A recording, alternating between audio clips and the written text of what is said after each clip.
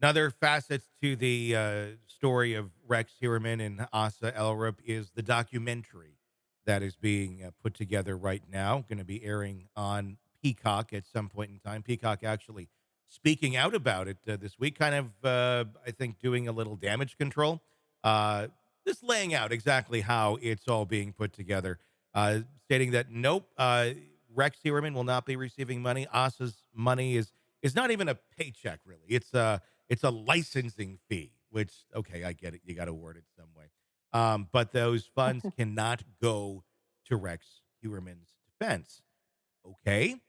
How do they have any control over such a thing like that not happening, considering Asa is still with him, has not gone through with the divorce yet? And by all accounts here, this documentary, they'll likely still be married through it because I think that's probably part of the terms of seeing what happens to your husband.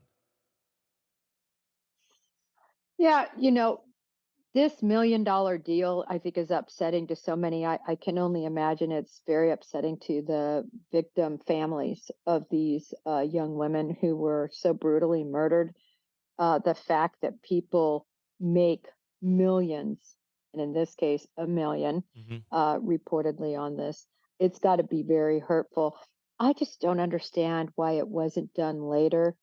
I was wondering if this is the first time we've ever seen anything like this because Asa is going to be an important witness on the stand. She's going to provide, timelines. She's going to have to provide where she was, all of that. She's going to be a witness. And that's my biggest concern, Tony, is we've already seen the $1 million affect her actions.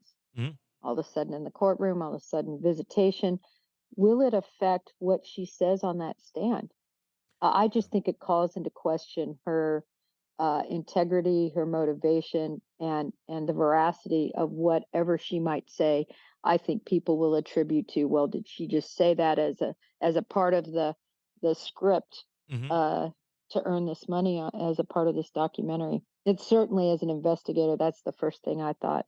Attorney John Ray, who represents Shannon Gilbert, said it's reckless beyond words, and yeah, I completely agree with that. Is this in kind of some way also a blessing in disguise, though, for investigators? I've found it extremely odd. I don't know why they've yet to ever sit down with Asa and interview her and find out anything that they can, but somehow she was cleared out of nowhere at the very beginning. Like, okay, well, how did you clear her? They were talking about crimes that span, 10, 20, possibly more years, depending on how many, end up being in Rex Heuermann's tally. I can't imagine we're just going to say, oh, she said she was out of town 10 years ago on this date. Must be true. I don't know if they've been sitting there waiting and watching to see what's going to happen. But if they are, this could be, I think, probably one of the most powerful ways to get information out of her than sitting down in an investigator's office and talking. If she feels comfortable in her own world and she's just going to start rattling things off and cameras are rolling, that could be a treasure trove for investigators. Could it not?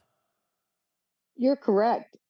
She's going to have likely hours and hours and hours of film time with those producers, and she's going to be interviewed extensively about every move, everything that's happened in the past, everything that's currently happening, and her future thoughts. So they're going to get all of that. They're going to subpoena all of that.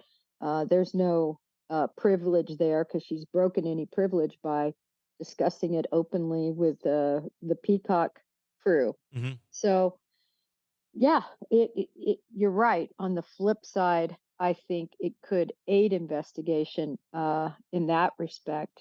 But I think it's just detrimental overall to her Yeah. character, how she's going to be seen, her words, what truth there really is that's going to be spouted from that mouth. The other thing, Tony, in regard to the alibi, right, that you're talking about we're just talking about the three murders, right? Right Because now, that's the yeah. only thing charged, and so they've cleared her of those, I believe, strictly based on alibi that she wasn't even in the country or wasn't Mhm. in the area at the time of those murders.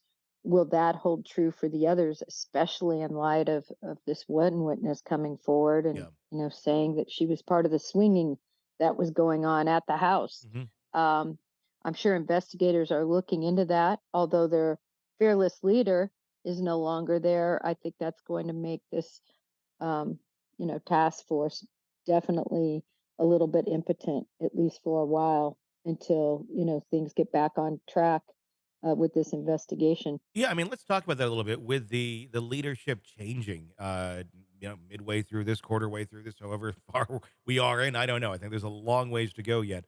Um, is that something where someone's going to want to step up into this and go, "I'm going to, take the helm on this"? Or when you step into a position like that, is it more so? Well, that was somebody else's project. You all are over here working on it, great, but the leader, like you said is no longer there. I guess time will tell, but how do those sort of things typically play out? They don't play out well. Whenever you have a case agent, I'm speaking in bureau Mhm. terms. In their case, their chief commander in charge of this task force that put this whole thing together, that handpicked those individuals. The same thing happens at any of these large cases. You have a case agent or the person at the helm that literally is asking, I want this person, I want this person. And they're saying, listen, you're in charge of surveillance. You're going to be in charge of this portion of the investigation. You're in charge of Asa Ellerup, and everybody has their role and their place. And then you sort of cut off the head of the the tiger and say, okay, now, where's the leadership? Where's the direction? And what you're going to have is a lot of people may not even want to be a part Mhm. anymore, especially if they, were friends or associates and well respected with the leader that left.